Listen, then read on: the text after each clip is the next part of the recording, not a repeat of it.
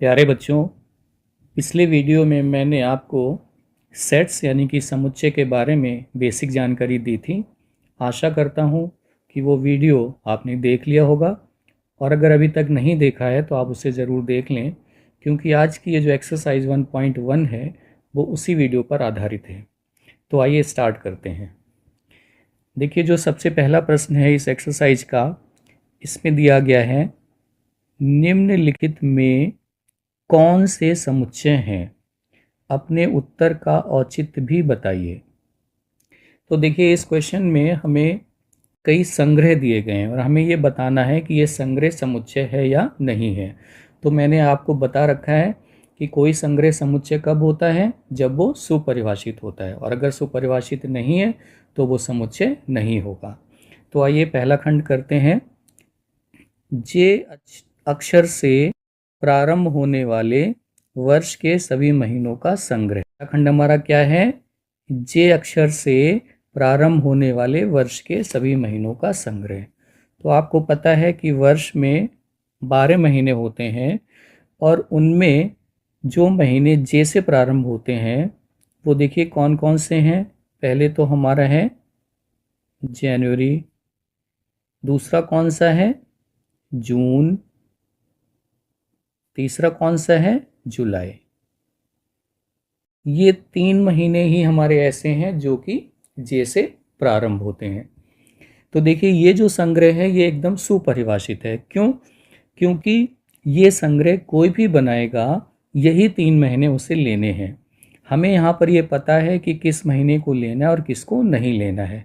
तो ये संग्रह कैसा है?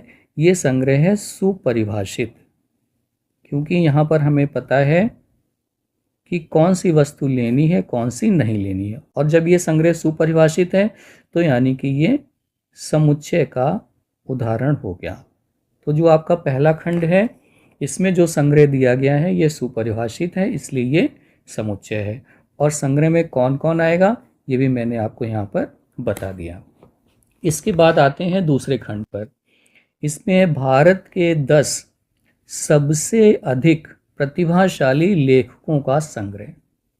अब यहाँ पर प्रतिभाशाली लेखक का जो क्राइटेरिया है वो स्पष्ट नहीं है कि किस लेखक को आप सबसे अधिक प्रतिभाशाली मानेंगे और किसको नहीं मानेंगे। इसका मतलब किस लेखक को लेना है और किसे नहीं लेना है ये स्पष्ट नहीं है, इसलिए ये संग्रह सुपरिभाषित नहीं है। ये संग्रह सुपरिभाषित नहीं है। आपको लिखना होगा कि यह संग्रह सुपरिभाषित नहीं है, इसलिए यह समुच्चय भी नहीं होगा। तो आप लिख देंगे समुच्चय नहीं है। मैं शॉर्ट में कर रहा हूँ, आपको पूरा लिखना होगा कि किस लेखक को लेना है और किसे नहीं लेना है ये स्पष्ट नहीं है, अतः यह संग्रह सुपरिभाषित नहीं है, इसलिए समुच्चय नहीं होगा। इसके बाद तीसरा, विश्व के सर्वश्रेष्ठ 11 बल्लेबाजों का संग्रह। विश्व के सर्वश्रेष्ठ 11 बल्लेबाजों का संग्रह। तो किस बल्लेबाज को आप सर्वश्रेष्ठ मानेंगे ये भी स्पष्ट नहीं है। किसी के लिए सचिन सर्वश्रेष्ठ बल्लेबाज हैं, तो किसी के लिए कोहली हैं, किसी के लिए जो रूट हैं, किसी के लिए स्टीव स्मिथ है। तो जो 11 बल्लेबाज हमें चुनने हैं वो किसे चुना जाना है, किसे छोड़ना है ये स्पष्ट नहीं है, इसलिए ये संग्रह भी सुपरिभाषित नहीं है। तो इसमें मैं लिख रहा हूँ सुपरिभाषित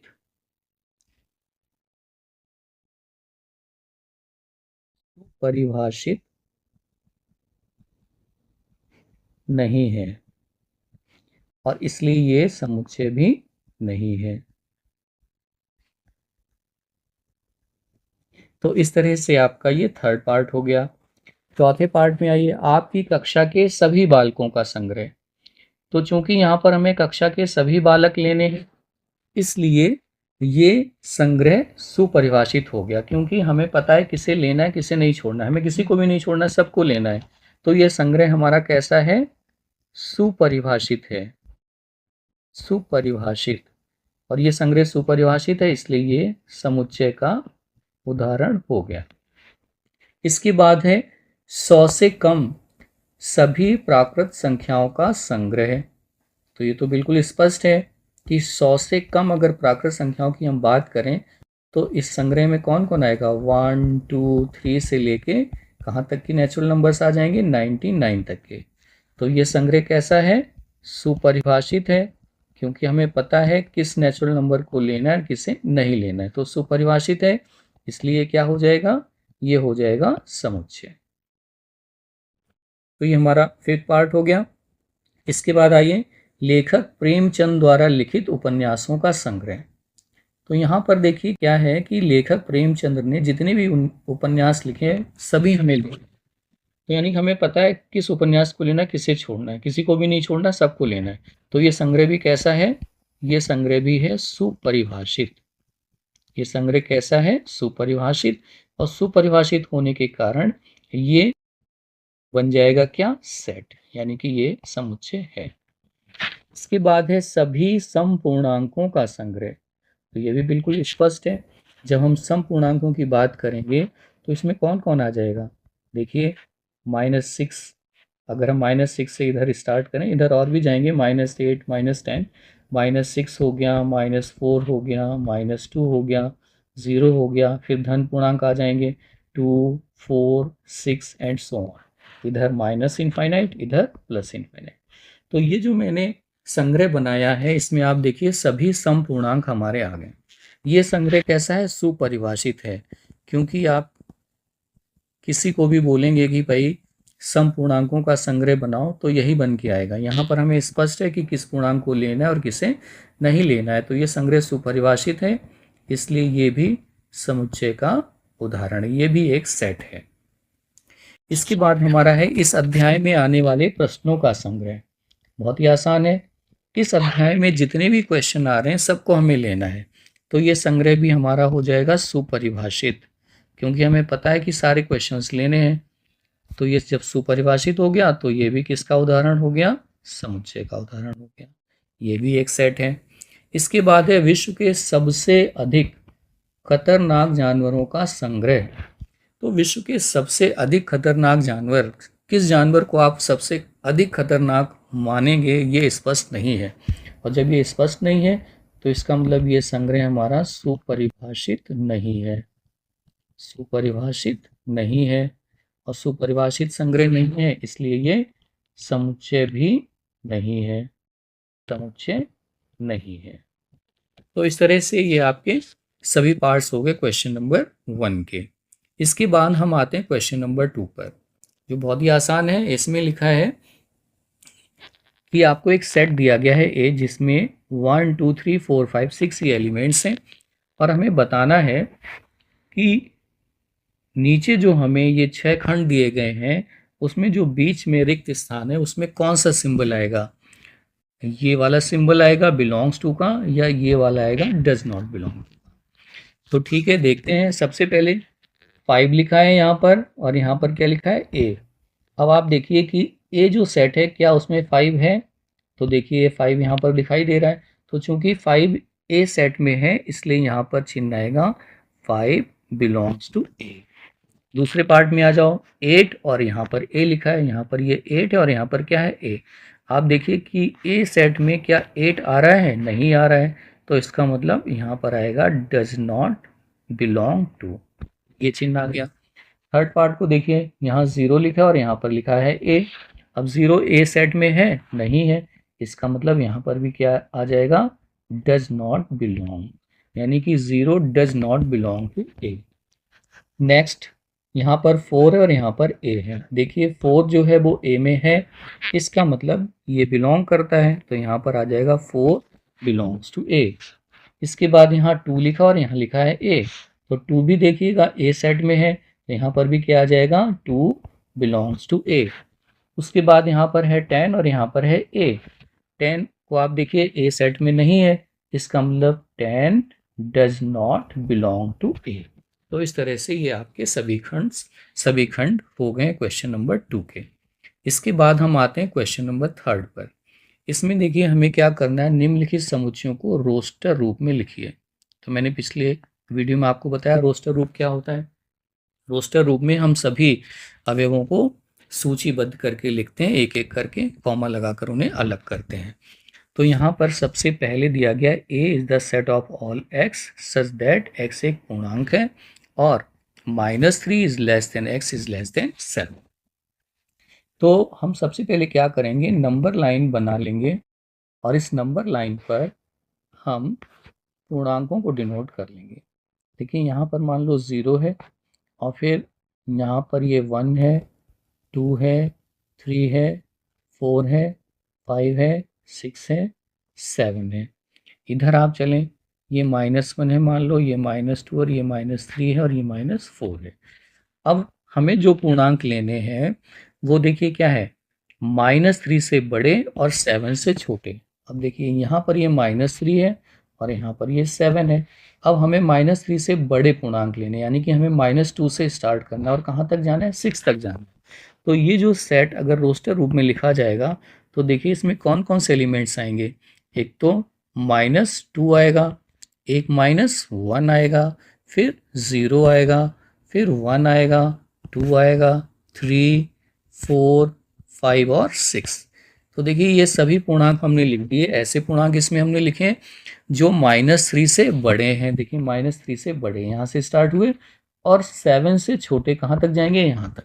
तो ये सारे पूर्णांक जो मैंने लिखे हैं ये आपका ये जो ऊपर सेट दिया गया था उसका रोस्टर फॉर्म हो गया।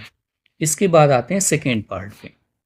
सेकेंड पार्ट में लिखा है B is the set of all x such that X संख्या 6 से कम एक प्राकृत संख्या है। तो ये तो बहुत ही आसान है, हमें 6 से कम नेचुरल नंबर्स लिखने हैं। तो बी को अगर हम रोस्टर रूप में लिखें तो कौन कौन आ जाएगा, 1, 2, 3, 4 और 5। देखिए ये नेचुरल नंबर्स हो गए जो कि 6 से छोटे हैं और नेचुरल नंबर स्टार्ट कहाँ से होते हैं, 1 से। तो 1, 2, 3, 4, 5 ये आपका सेकेंड पार्ट हो गया। इसके बाद थर्ड पार्ट पे आइए, C is the set of all x such that x 2 अंकों की ऐसी प्राकृत संख्या है जिसके अंकों का योगफल 8 है। तो देखिए बहुत ही अच्छा क्वेश्चन है। हमें 2 अंकों की प्राकृत संख्या लिखनी है। पहली बात, हमें संख्या कितने अंकों की लेनी है, 2 अंकों की। कैसी होनी चाहिए, प्राकृत संख्या। और जो आप संख्या लेंगे उसके अंकों का योगफल कितना होना चाहिए, 8। तो देखिए कैसे लिखेंगे। आपको पता है 2 अंकों की जो नेचुरल नंबर है वो 10 से स्टार्ट होता है और कहाँ तक जाता है, 99 तक। लेकिन इसमें हमें ऐसा 2 अंकों का नंबर लिखना है जिसमें अंकों का योग 8 हो। तो सबसे पहला कौन सा आएगा, 17। देखिए यहाँ 1 और 7 का योग 8 हो गया। इसके बाद अगला नंबर कौन सा आ जाएगा, 26। क्यों, 2 और 6 8 हो गया। फिर अगला नंबर आएगा 35, 3 और 5 8। इसके बाद आएगा 44, 4 और 4 8। इसके बाद आएगा 53, 5 और 3 8। फिर आएगा 62, 6 और 2 8। फिर क्या आ जाएगा 71, 7 और 1 8। और फिर एक और आएगा 80, 8 और 0 भी 8। तो देखिए इसमें हमने वो सारी 2 अंकों की संख्याएं लिख दी हैं जिनके अंकों का योग कितना है, 8 है। इसके बाद डी पार्ट पे आते हैं। डी से मतलब फोर्थ पार्ट पे आते हैं जिसमें लिखा है D is the set of all x such that x एक अभाज्य संख्या है जो 60 की भाजक है। तो ठीक है, सबसे पहले आप 60 के फैक्टर्स करके देख लीजिएगा। 60 के अगर फैक्टर्स करेंगे तो 2, 2 ज़ा 4, 3 ज़ा 12, 5 ज़ा 60। तो ये देखिए 60 के फैक्टर्स हो गए हैं। अब इसमें जो हमें कैसे लेने हैं अभाज्य, तो ये 2 हो गया, 3 हो गया, 5 हो गया, क्योंकि जब हम सेट के रूप में लिखेंगे तो 2 को 2 बार नहीं लिखेंगे। तो इसका मतलब ये जो डी सेट है अगर इसको रोस्टर फॉर्म में लिखा जाए तो कौन कौन लिखा जाएगा, एक तो 2 लिखा जाएगा, एक 3 लिखा जाएगा और एक 5 लिखा जाएगा। ये 3 एलिमेंट्स ऐसे मिले हैं। तो आप इसमें देखिए ये सभी कैसे प्राइम नंबर्स हैं, 2, 3, 5 कैसे प्राइम नंबर्स हो गए और ये 60 के डिवाइज़र भी हैं, भाजक भी हैं।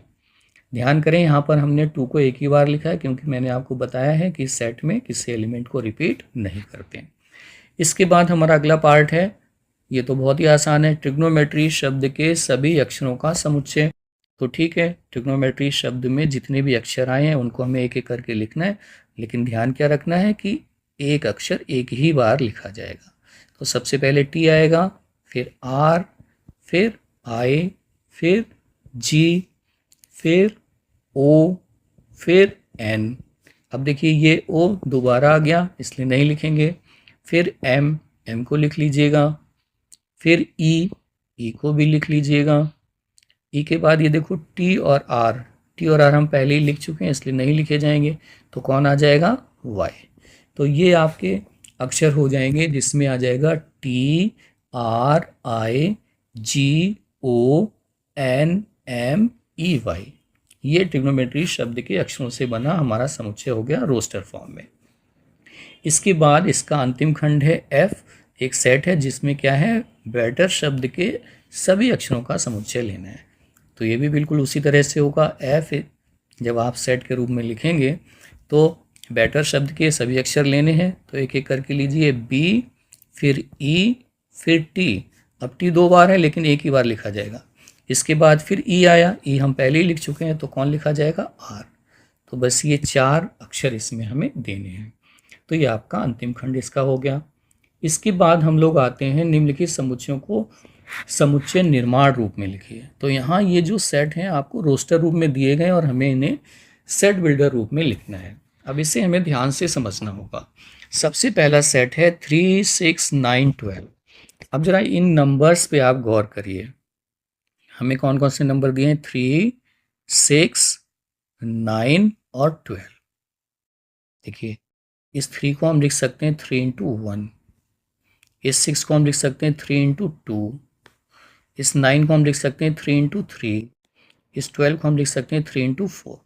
तो इस तरह से हम देख रहे हैं जो ये नंबर दिए गए हैं एलिमेंट्स के रूप में, ये सभी 3 के मल्टीपल्स हैं। बस अगर इतनी बात आपको समझ में आ जाएगी तो आप इसे लिख लेंगे। इस सेट को अगर मान लो मैं ए मान लूँ तो A is the set of all x. मैंने आपको बताया कि समुच्चय निर्माण में सबसे पहले हम एक्स लिखेंगे, फिर ये सच दैट का चिन्ह लिखेंगे, फिर हम एक्स की प्रॉपर्टी बताएंगे। तो यहाँ पर हमारा एक्स जो है वो 3 का मल्टीपल है तो लिखा जाएगा x is equal to 3n। ये 3 का मल्टीपल हो गया। अब इस n के बारे में बताओ, ये n क्या है? तो n देखिए क्या है, n के स्थान पर आ रहा है 1, 2, 3, 4। तो ये सभी नेचुरल नंबर हैं तो आप लिखेंगे n belongs to capital N, यानी कि n हमारा एक नेचुरल नंबर है। ठीक है।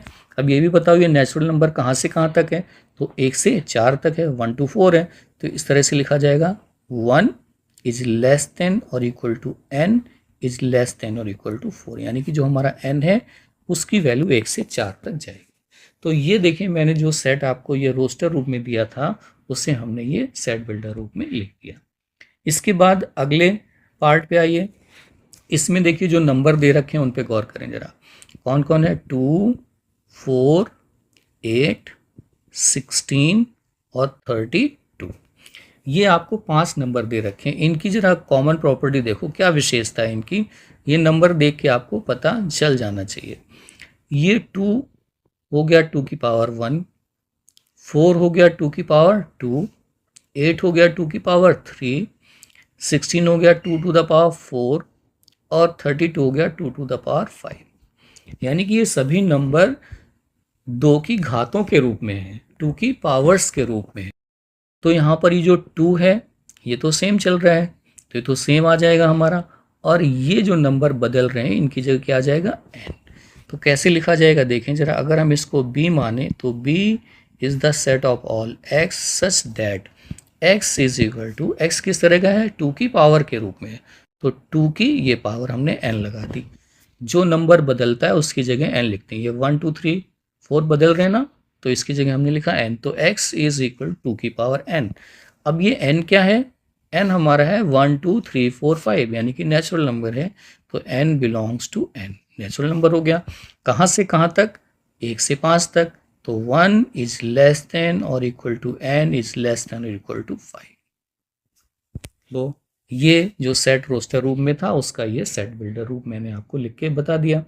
इसके बाद अगला देखिए, इनके नंबर्स पे ज़रा गौर करें। कौन कौन है? 5 है, फिर 25 है, और कौन सा है? 125 है, और 625 है। देखो ज़रा, ये 5 तो हो गया 5 to the पावर 1, 25 को लिख सकते हैं 5 स्क्वायर, 125 को लिख सकते हैं 5 to the पावर 3, ऐसे 625 को लिख सकते हैं 5 to the पावर 4। तो ये जैसे ऊपर वाला ये सेकेंड पार्ट था, बिल्कुल उसी तरह से ये भी है। इसको कैसे लिखा जाएगा, मान लो ये C हो तो C is the set of all x such that x is equal to, ये देखिए जो भी ये नंबर्स हैं सब 5 की पावर्स हैं, तो हम सबसे पहले 5 लिखेंगे, फिर यहाँ पर पावर n लगा देंगे, ठीक है ना। और ये n हमारा क्या है, n हमारा है 1 2 3 4 नेचुरल नंबर, तो n belongs to n, capital N का मतलब नेचुरल नंबर, और कहाँ से कहाँ तक, 1 से 4 तक, तो 1 इज लेस देन और equal to n is less than और इक्वल टू 4। तो ये आपका पार्ट हो गया थर्ड। इसके बाद हम आते हैं फोर्थ पार्ट पर। ये तो बहुत ही आसान है, 2 है 4 है 6 फिर डैश डैश डैश, तो 2 4 6 सभी सम प्राकृत संख्याएं हैं और सभी को लेना है, क्योंकि डैश डैश कर दिया यानी कि इनफाइनाइट तक जा रहा है। तो ये सिंपली अगर हम इसको d लिखें तो d is the set of all x such that x एक सम प्राकृत संख्या है। x क्या है, एक सम प्राकृत संख्या, ये इसकी प्रॉपर्टी हो गई। और ये हो गया सेट का सेट बिल्डर फॉर्म यानी कि समुच्चय निर्माण विधि। इसके बाद इसका अंतिम खंड देखिए 1 4 9 से 100 तक। इन नंबर्स पे जरा गौर करो, कौन कौन नंबर है, 1 है 4 है 9 है फिर डैश डैश क्या है 100। तो देखिए कितना आसान है ये। 1 का मतलब है 1 का स्क्वायर, 4 का मतलब क्या है 2 का स्क्वायर, 9 का मतलब क्या है 3 का स्क्वायर, और इसी तरह से 100 का मतलब है 10 का स्क्वायर। इसका मतलब आप देखिए कि ये जो नंबर दिए गए हैं ये 1 से लेकर 10 तक के नंबर के स्क्वायर हैं। तो ठीक है, हमने अगर मान लो इसको ई सेट लिया तो E is the set of all x such that x क्या है, एक्स है स्क्वायर। अब नंबर यहाँ पे देखो बदल कौन रहा है, ये 1 2 3 और ये 10 इस तरह से आगे चल के। तो इसका मतलब ये हुआ कि यहाँ पर हमें लिखना होगा n और ऊपर हर जगह क्या है स्क्वायर, तो यहाँ पे कर दो स्क्वायर, यानी कि जो हमारा x है वो n स्क्वायर के रूप का है, जहाँ n क्या है एक नेचुरल नंबर है जैसे भी ऊपर मैंने समझाया। और ये नेचुरल नंबर कहाँ से कहाँ तक के लिए गए हैं, 1 से लेके 10 तक। तो 1 इज लेस देन और equal to n is less than और इक्वल टू 10। तो ये हो गया हमारा रोस्टर। उम्मीद है आपको समझ में आ रहा होगा। अब इसके बाद हम आते हैं हमारे 5वें क्वेश्चन पर। निम्नलिखित समुच्चयों के सभी अवयवों को सूचीबद्ध कीजिए। ठीक है, सूचीबद्ध करने का मतलब क्या है, हमें इन्हें रोस्टर फॉर्म में लिखना है। सूचीबद्ध करने का मतलब क्या है, एक एक एलिमेंट को लिखना है तो रोस्टर रूप हो जाएगा। अब इसका पहला खंड देखिए, A is the set of all x such that x एक विषम प्राकृत संख्या है। बहुत आसान, तो हमने लिखा ए। अब हमें इसमें विषम प्राकृत संख्याएं लेनी है जो कहाँ से हैं स्टार्ट होंगी, 1 फिर 3 फिर 5 फिर 7, इस तरह से आगे चलते चले जाएंगे। तो बस क्या कर दो, डैश लगा दो, तो ये इनफाइनाइट तक हमारा सेट चला जाएगा। ये हमारा रोस्टर फॉर्म इसका हो गया। इसके बाद अगला देखिए, b is the set of all x such that x एक पूर्णांक है। ठीक है, एक तो पूर्णांक हो गई बात, दूसरी ये है कि -1/2 is less then x is less then 9/2। तो फिर से आप क्या करें, उसी तरह से नंबर लाइन खींच लें। ठीक है, नंबर लाइन खींचने के बाद इसमें पूर्णांकों को लिखेंगे। यहाँ पर तो 0 हो गया, 0 के बाद यहाँ पर 1 फिर 2 फिर 3 फिर 4 फिर 5, इधर आ जाओ -1 -2 -3 एंड सो ऑन। ठीक है, अब देखो ये लिखा है -1/2, यहाँ पर देखें जरा, -1/2 इज लेस देन x। इसका मतलब हुआ कि x इज ग्रेटर देन, देखो इसका मतलब क्या है, इसका मतलब ये है कि x is greater than -1। x जो हमारा है वो -1/2 से बड़ा है। अब ये -1/2 होगा कहाँ, -1/2 जो है वो 0 और -1 के बीच में होगा, यहाँ पर होगा, ये है -1/2। ठीक है, तो इससे तो बड़ा होना चाहिए हमारा पूर्णांक। और फिर लिखा है x इज लेस देन 9/2। 9/2 का मतलब होता है 4.5, तो 4 और 5 के बीच में यहाँ पर 9/2 आएगा। इससे छोटा होना चाहिए, यानी कि हमारा पूर्णांक इससे बड़ा और इससे छोटा होना चाहिए। तो देखो कौन कौन मिलेगा, 0 मिलेगा, 1 मिलेगा, 2 मिलेगा, 3 मिलेगा और 4 मिलेगा। तो बस यही आपका आंसर हो जाएगा। तो बी में कौन कौन आ जाएगा? बी में आ जाएगा एक तो हमारा 0, फिर 1, फिर 2, फिर 3 और फिर 4। तो ये हमारे एलिमेंट्स हो गए सूचीबद्ध। इसके बाद हम अगले पार्ट पे आते हैं। C is the set of all x such that x एक पूर्णांक है और x square is less than और इक्वल टू 4। इसको भी इसी तरह से करेंगे। देखिए हमने नंबर लाइन खींच ली और इस नंबर लाइन पर यहाँ पर 0 हो गया पूर्णांक, इसके बाद 1 होगा, 2 होगा, 3 होगा, यहाँ पर -1 होगा, -2 होगा और -3 होगा, और ये प्लस इनफाइनाइट और माइनस इनफाइनाइट। यहाँ पर ये माइनस इनफाइनाइट, ये प्लस इनफाइनाइट, ऐसे यहाँ पर माइनस इनफाइनाइट, प्लस इनफाइनाइट। अब देखिए जना, हमें ऐसे पूर्णांक लेने हैं जिसका वर्ग अगर किया जाए तो वो वर्ग या तो 4 के इक्वल आए या 4 से कम आए। तो अगर हम -3 को मान लो ले लें तो इसका स्क्वायर तो 9 हो जाएगा, जो 4 से बड़ा, तो इसे नहीं ले सकते। लेकिन अगर मैं -2 को लूँ तो इसका स्क्वायर होता है 4, तो इसे हम ले सकते हैं। ऐसे ही -1 का स्क्वायर 1 होता है, इसे भी ले सकते हैं। 0 का स्क्वायर 0, इसे भी ले सकते हैं। 1 का स्क्वायर 1, इसे भी ले सकते हैं। 2 का स्क्वायर 4, इसे भी ले सकते हैं। और इधर 3 का स्क्वायर करेंगे तो 9 हो जाएगा, ज़्यादा हो गया। तो बस केवल ये जो पूर्णांक मैंने टिक किए हैं, बस यही पूर्णांक ऐसे हैं जो हमारी शर्तों को पूरा करते हैं। तो सी में कौन कौन आ जाएगा? सी में एक तो -2 आएगा, -1 आएगा, 0 आएगा, 1 आएगा और 2 आएगा। तो ये हमारे सारे एलिमेंट्स सूचीबद्ध हो गए। इसके बाद आते हैं डी पार्ट पे। तो देखिए डी क्या है? D is the set of all x such that x loyal शब्द का एक अक्षर है। तो ये तो बहुत ही आसान है। इसमें क्या करना है? लॉयल शब्द के अक्षरों को लिखना है और रिपीट नहीं करना है किसी को। तो सबसे पहले तो एल आ गया, फिर ओ आ गया, फिर वाई आ गया, फिर ए आ गया, और फिर से एल आया। उसे हम नहीं लिखेंगे क्योंकि एल को हम एक बार लिख चुके हैं। तो एल ओ वाई ए, ये हमारा आंसर हो गया। इसके बाद अगला पार्ट देखिए, E is the set of all x such that x वर्ष का एक महीना, ऐसा महीना है जिसमें 31 दिन नहीं होते हैं। ठीक है, तो ऐसे महीने हम लिखेंगे जिनमें 31 दिन नहीं होते हैं। तो ठीक है, हम लिखेंगे ई। अब देखो किस किस महीने में 31 दिन नहीं होते हैं, ये आपको पता होगा। जनवरी में तो 31 दिन होते हैं, तो सबसे पहले आएगा फेब, इसके बाद आ जाएगा अप्रैल, आप देखते रहे, आपको पता ही है। इसके बाद आ जाएगा हमारा जून आ जाएगा, इसके बाद हमारा आ जाएगा सितंबर, है ना, और फिर आ जाएगा नवंबर। ये हमारे कुल मिला के 5 महीने हुए। 1 2 3 4 5, ये 5 महीने ऐसे हैं जिनमें कि 31 दिन नहीं होते। बाकी के जो 7 महीने बचे हैं उनमें 31 दिन होते हैं। तो ये हमारा आंसर हो गया। हमें ऐसे महीने लिखने थे जिनमें 31 दिन नहीं होते।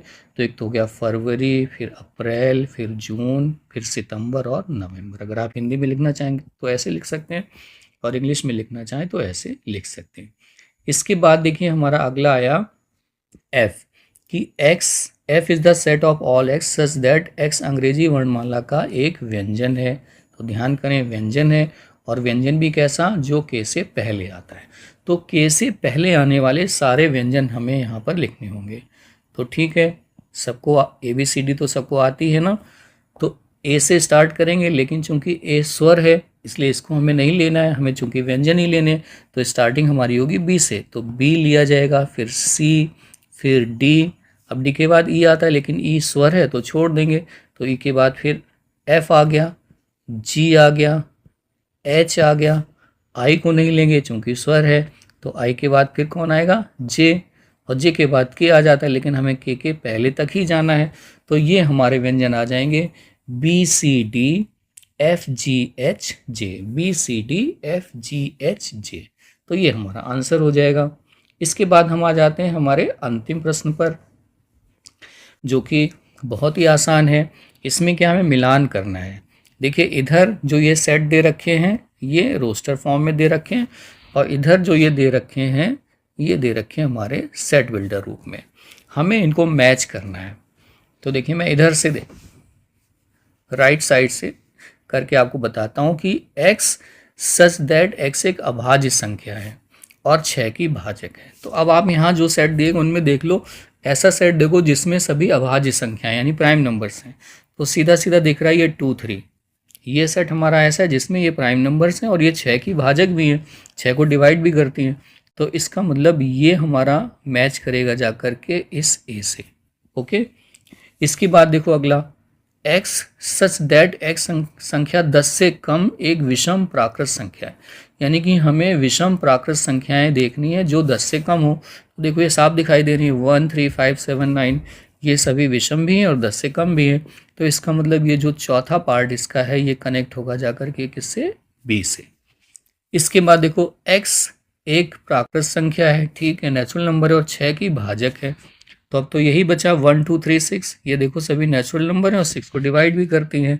तो ये हमारे कहाँ से जुड़ जाएंगी जा करके, ये हमारे जुड़ेंगी जाके सी पार्ट से, ये यहाँ जुड़ जाएगा। इसके बाद हमारा अगला है, ये तो साफ ही दिखाई दे रहा है कि जो मैथमेटिक्स शब्द के जो अक्षर हैं वो ये दे रखे हैं। तो ये जो थर्ड पार्ट आपका है ये जुड़ जाएगा जा करके डी से। तो इस तरह से आप इनको मैच कर सकते हैं। तो प्यारे बच्चों, ये आपकी एक्सरसाइज 1.1 थी। आशा करता हूँ कि आपको ये समझ में आ गई होगी। अगर कोई क्वेश्चन ऐसा है जो आपको समझ में नहीं आया है तो आप कमेंट करके पूछ सकते हैं। बाकी आपको वीडियो कैसा लगा अपनी राय हमें दीजिएगा। इसको आप लाइक करें, चैनल को सब्सक्राइब ज़रूर कर लें ताकि मैं इस तरह के वीडियो आगे बनाता रहूं। वैसे मैं आपको बता दूं कि हमारा जो अगला वीडियो होगा उसमें हम टाइप्स ऑफ सेट्स का मतलब है समुच्चय के प्रकार। ये हमारा अगला टॉपिक है, समुच्चय के प्रकार, और इस पर आधारित एक्सरसाइज 1.2 हमारा टारगेट है कि अगले वीडियो में हम इतनी चीज़ें आपके लिए कवर करें। और एक इम्पॉर्टेंट बात ये कि जैसा कि मैंने पहले भी बता रखा है कि ये जो एक्सरसाइज 1.1 है इसके जो हैंड रिटन नोट्स हैं वो भी आपको मिल सकते हैं। उसके लिए आपको करना क्या होगा, डिस्क्रिप्शन में हमारे टेलीग्राम जो चैनल है हमारा उसका लिंक है, आप उस लिंक को क्लिक करके जो हमारा क्लास 11th का ग्रुप है उसमें आप जुड़ जाइएगा। वहाँ पर ये PDF आपको उपलब्ध हो जाएगी जहाँ से आप अपने नोट्स बना सकते हैं या उसका प्रिंट आउट लेकर के अपने पास रख सकते हैं। वीडियो देखने के लिए बहुत बहुत धन्यवाद। Thank you very much.